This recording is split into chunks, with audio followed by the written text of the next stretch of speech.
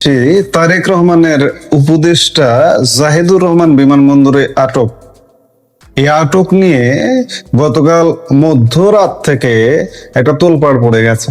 কেন আটক হলেন জাহিদুর রহমান, কেন আটক হলেন, সেই আলাপ করবার আগে আমরা চলুন জাহিদুর রহমানের একটা ভিডিও দেখে আসি। এরকম শত শত অসংখ্য ভিডিও, তারপরে আলাপটায় যাই। তার মানে যেটা বলতে চাইছি, প্রয়োজন আসলে ডিটারমাইন করে কারোর সাথে সম্পর্ক কি হবে। ভারত আজও সেই জিনিসটা বোঝে নাই, এবং এই যে ইগো ধরে রাখা, মানে একটা আমরা যখন বেড়ে উঠি বয়সে আস্তে আস্তে আমাদের ব্যক্তিরও ইগো কমে যায়, স্কুলের বাচ্চাদের মতো। ভারত স্কুলের বাচ্চাদের মতো করছে, এবং এটা করতে করতে কি হয়েছে আমরা তো দেখলাম। কোনো একটা দেশ এখন তার পক্ষে আর নেই। বাংলাদেশও তার পক্ষে কখনোই ছিল না, অন্তত একটা রেজিম ছিল তার পক্ষে যাকে দিয়ে সে যাতা করাতে পারত। ওটা পতনের পর তাদের বাস্তবতার মাটিতে নেমে আসা দরকার ছিল। তাদের পররাষ্ট্রনীতি রিএভ্যালুয়েট করার কথা ছিল, রিঅ্যালাইন করার কথা ছিল আমাদের সাথে। They did nothing। এখনও তৃতীয় শ্রেণীর ইগো নিয়ে চলছে, যেটাতে তাদের ক্ষতি ছাড়া ভালো কিছু হবে। ভারতের পাচেটে ক্ষমতায় যাওয়া তো দূরেই থাকুক, ক্ষমতায় যদি যায় গিয়ে চাটতে থাকে, সে ক্ষমতাচ্যুত হবে। দর্শক দেখলেন তো, জাহিদুর রহমান আপাদমস্তক একজন ভারত বিরোধী মানুষ। সারাদিন বসে বাংলাদেশের মাটিতে বসে ভারত বিরোধিতার জিকির তোলেন, এবং এই জাহিদুর রহমান ভারতের সাথে চোখে চোখ রেখে কথা বলতে চান, যার কারণে গতকাল জাহিদুর রহমানের চোখ কানা করে দিয়েছে ভারত। এটি উপযুক্ত প্রাপ্য ছিল। জাহিদুর রহমানের এত ভারত বিরোধিতা আমি চিন্তা করে পাই না, তিনি ভারতে যান কেন? তারেক রহমানের উপদেষ্টা কারা? দর্শক আপনারা একটু দেখুন। বাংলাদেশ বিরোধী, বাংলাদেশের স্বাধীনতা বিরোধী মানুষই তারেক রহমানের উপদেষ্টা। এই জাহিদুর রহমানের একটা ভিডিও আমি এই মুহূর্তে দেখাবো না, আপনারা হয়তো ওই সময়ের ভিডিও, তার একটা ইউটিউব চ্যানেল আছে, গিয়ে দেখলে খুঁজে পাবেন। যদি সে প্রাইভেট করে না দেয় কিংবা ডিলিট করে না দেয়, 5 ফেব্রুয়ারি 2025 32 ভাঙ্গার দিনে জাহিদুর রহমানের উল্লাস। জাহিদুর রহমান 32 ভাঙ্গায় উল্লাস করেন। ধানমন্ডি 32 আমাদের স্বাধীনতা মুক্তিযুদ্ধের আতুরঘর। এই ধানমন্ডি 32 থেকে আমাদের এই বাংলাদেশ, আজকের যে বাংলাদেশে আমরা বসে আছি, আজকের যে বাংলাদেশের প্রধানমন্ত্রী তারেক রহমান, যে প্রধানমন্ত্রীর তার উপদেষ্টা জাহিদুর রহমান, এই 32 থেকেই পরিকল্পনা হয়েছিল যে বাংলাদেশ একটা স্বাধীন বাংলাদেশ হতে হবে। সেই 32 ভাঙ্গাকে উল্লাস করেন। বঙ্গবন্ধুকে যারা মানেন না, তারা স্বাধীনতাকে মানেন, মুক্তিযুদ্ধকে মানেন। এটিকে আপনি বিশ্বাস করেন? আপনি বিশ্বাস করলেও আমি বিশ্বাস করি না। এই জাহিদুর রহমান সেই ব্যক্তি, তিনি গতকালকে দিল্লি বিমানবন্দরে গিয়ে উষ্টা খেয়েছেন। তাকে ঘাড় ধাক্কা দেওয়া হয়েছে, আটক করা হয়েছে। বাধ্য হয়ে বিমানবন্দর থেকে ফিরতি ফ্লাইটে দেশে ফিরে আসতে বাধ্য হয়েছেন জাহিদুর রহমান। এখন চলুন আমরা একটু বিস্তারিত দেখি যে আসলে কি হয়েছে। প্রথাগত পত্রপত্রিকার যে সংবাদ, সেগুলো দেখে আমরা একটু বুঝতে চাই যে জাহিদুর রহমানের সাথে কি হয়েছে।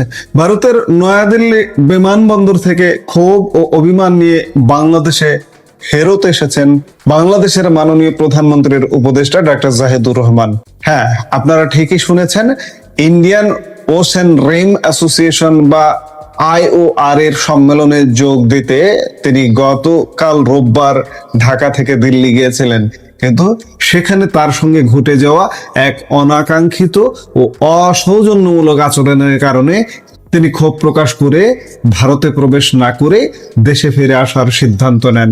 উপদেষ্টার অত্যন্ত ঘনিষ্ঠ সূত্রগুলো বাংলাদেশের সমকাল পত্রিকাকে এই খবরটি নিশ্চিত করেছে।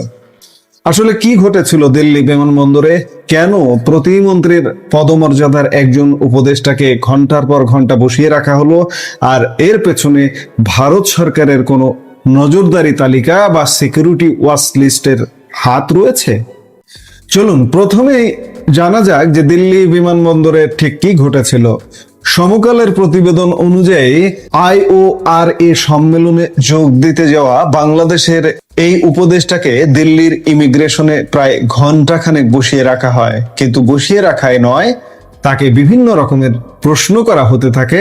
দীর্ঘ সময় ধরে এভাবে জিজ্ঞাসাবাদ করার পর অবশেষে প্রতিমন্ত্রীর পদমর্যাদার উপদেষ্টা পদে থাকা ডক্টর জাহিদুর রহমানকে ভারতে প্রবেশের অনুমতি দেয় দেশটির ইমিগ্রেশন কর্তৃপক্ষ। কিন্তু ততক্ষণে জল অনেক দূর গড়িয়ে গেছে। বলা হচ্ছে যে একজন প্রতিমন্ত্রীর পদমর্যাদার ব্যক্তিত্বকে বিমানবন্দরে যেভাবে ঘন্টার পর ঘন্টা বসিয়ে রেখে জেরা করা হলো, সেই ভারতীয় ইমিগ্রেশন কর্তৃপক্ষের আচরণ নাকি কোনোভাবে যথাযথ বা কূটনৈতিক শিষ্টাচার সম্মত ছিল না। আর ঠিক এই জায়গাতেই আত্মসম্মানে আঘাত লাগে উপদেষ্টার। ভারতীয় কর্তৃপক্ষের এই অসৌজন্যমূলক আচরণের কারণে তীব্র ক্ষোভ ও অসন্তোষ প্রকাশ করে উপদেষ্টা জাহেদ ভারতে প্রবেশ করতেই অস্বীকৃতি জানান। তিনি সাফ জানিয়ে দেন তিনি এই আচরণ মেনে নিয়ে ভারতে থাকবেন না। এরপর তিনি ভারত থেকে সরাসরি বাংলাদেশে না এসে অন্য একটি দেশ হয়ে ট্রানজিট নিয়ে বাংলাদেশে ফেরার সিদ্ধান্ত নেন এবং তিনি হয়তো এতক্ষণে দেশে ফিরে এসেছেন। এখানে দিল্লিতে বাংলাদেশের হাই কমিশনার রিয়াজ হামিদুল্লাহ এয়ারপোর্টে তাকে রিসিভ করতে উপস্থিত ছিলেন এমনটাই জানা যাচ্ছে, এবং রিয়াজ হামিদুল্লাহ ভারতীয় কর্তৃপক্ষের সঙ্গে যোগাযোগ করবার চেষ্টা করেছেন, কিন্তু তারপরেও কিছুতেই কিছু হয়নি। এক প্রকার আটক করে জাহিদুর রহমানকে জিজ্ঞাসাবাদ করা হয়। পরে তাকে প্রবেশের অনুমতি দেওয়া হয়, কিন্তু জাহিদুর রহমান আর প্রবেশ করেননি।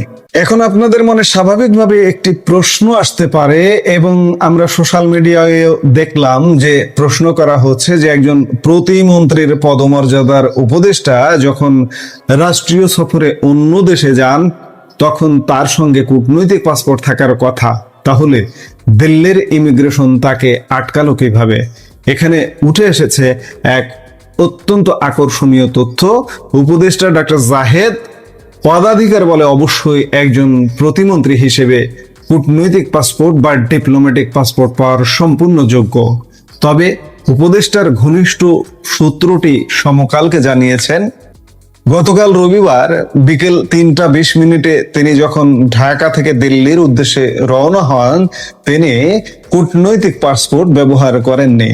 তিনি এয়ার ইন্ডিয়ার একটি নিয়মিত ফ্লাইটে সাধারণ পাসপোর্ট বা অর্ডিনারি পাসপোর্ট নিয়ে যাত্রা করেছিলেন। আর ঠিক এই সাধারণ পাসপোর্টের কারণেই দিল্লি বিমানবন্দরে নামার পর তাকে ভারতের পূর্ব নির্ধারিত নজরদারি তালিকা বা সিকিউরিটি ওয়াচ লিস্ট অনুযায়ী আটকে দেওয়া হয়েছিল। অর্থাৎ জাহিদুর রহমান ভারতের নজরদারি তালিকায় আছেন। এই সুযোগে আমরা একটু পাসপোর্টের আইনি ও প্রশাসনিক নিয়মটা পরিষ্কার করে নেই। একজন ব্যক্তির কি একই সাথে কূটনৈতিক ও সাধারণ উভয় পাসপোর্টই থাকতে পারে? উত্তর হচ্ছে হ্যাঁ, তাত্ত্বিকভাবে পারে, তবে এর কিছু নির্দিষ্ট নিয়ম আছে। সাধারণ পাসপোর্ট থাকা সম্ভব। কোনো নাগরিক কূটনৈতিক পাসপোর্ট পাওয়ার আগে তার যে সাধারণ পাসপোর্ট ছিল সেটি কিন্তু স্বয়ংক্রিয়ভাবে বাতিল হয়ে যায় না। তবে কূটনৈতিক পাসপোর্ট ইস্যু করার সময় অনেক সময় পূর্বের সাধারণ পাসপোর্টটি পাসপোর্ট অধিদপ্তরে সমর্পণ বা সারেন্ডার করতে হয়, অথবা ক্ষেত্র বিশেষে সেটিতে বিশেষ একটি সিল দিয়ে সাময়িকভাবে স্থগিত বা সাসপেন্ড করে রাখা হতে পারে। সরকারি ও কূটনৈতিক দায়িত্বে থাকা অবস্থায় সাধারণত কূটনৈতিক বা অফিসিয়াল পাসপোর্ট ব্যবহার করতে হয়, তবে বিশেষ প্রয়োজনে যেমন কোনো ব্যক্তিগত বা পারিবারিক সফরের ক্ষেত্রে পূর্ব অনুমতি সাপেক্ষে সাধারণ পাসপোর্ট ব্যবহার করার বা নতুন করে ইস্যু করার সুযোগ থাকে। একজন ব্যক্তি রাষ্ট্রীয় বা অফিসিয়াল কাজের জন্য কূটনৈতিক পাসপোর্ট এবং সম্পূর্ণ ব্যক্তিগত সফরের জন্য সাধারণ পাসপোর্ট ব্যবহার করতে পারেন, কিন্তু মনে রাখবেন আপনি যখন সাধারণ পাসপোর্ট ব্যবহার করবেন তখন ইমিগ্রেশনে কোনো কূটনৈতিক সুবিধা বা প্রিভিলেজ পাবেন না।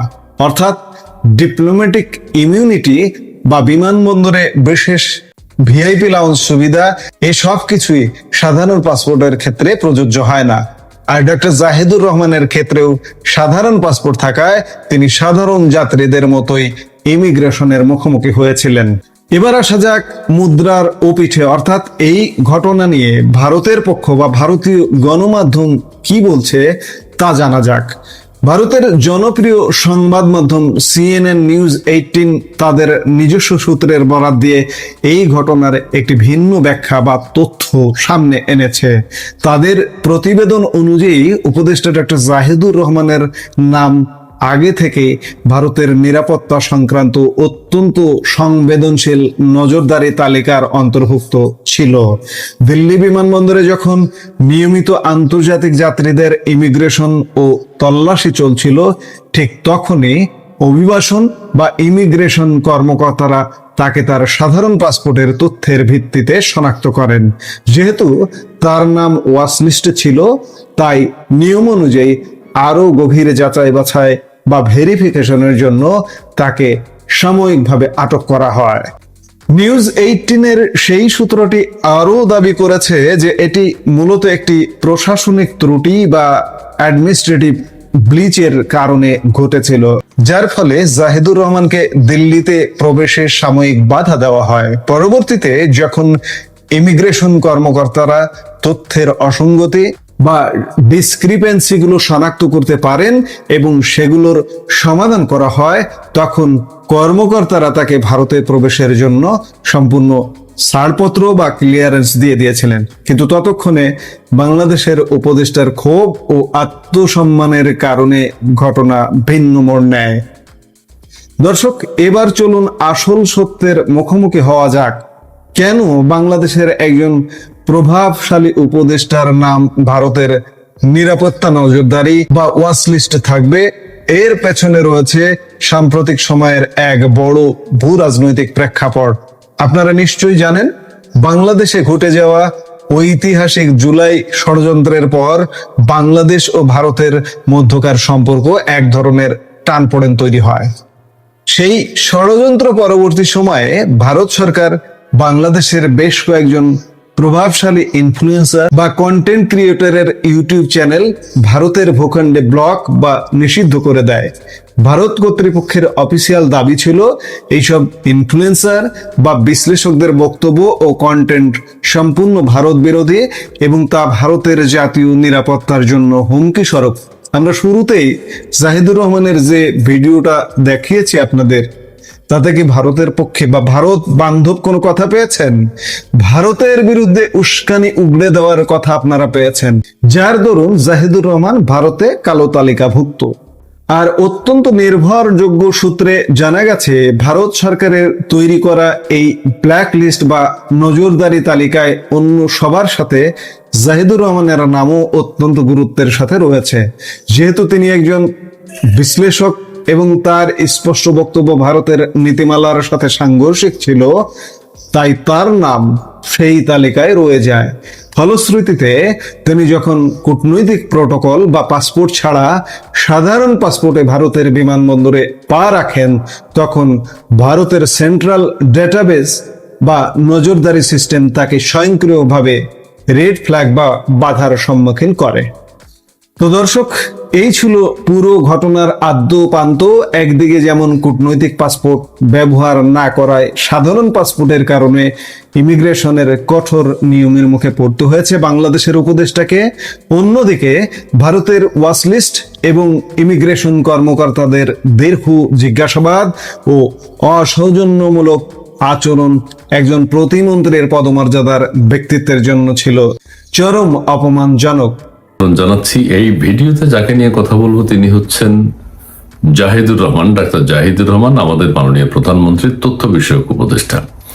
আচ্ছা, জাহিদুর রহমানকে দিল্লি বিমানবন্দর থেকে ফেরত পাঠানো হয়েছে বা তিনি ফেরত এসছেন, কারণ সেখানে কিছু অনাকাঙ্ক্ষিত ঘটনা ঘটেছে, যে কারণে তিনি দিল্লিতে প্রবেশ না করে বা তাকে প্রবেশ করতে দেওয়া হয়নি। দুটোই হতে পারে, তার আত্মসম্মানে লেগেছে তিনি চলে এসছেন, অথবা দিল্লি বিমানবন্দর থেকে তাকে দিল্লিতে প্রবেশ করতে দেয়া হয়নি।